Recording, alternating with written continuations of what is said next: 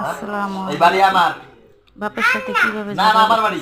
বাড়ি নিয়ে তুমি দাও। ওর বাড়ি ও এখনো কামাই করে এটা আমার বাড়ি। বাড়িটা ওর এই বাড়ি আমি বানাইছি। বলতেছে বাবারে এটা আমার বাড়ি আমি বানাইছি আমি।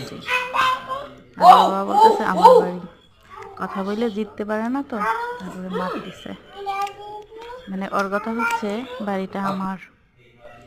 তো এই ছেলে যখন বড় হবে তখন কি করবে বলেন তো?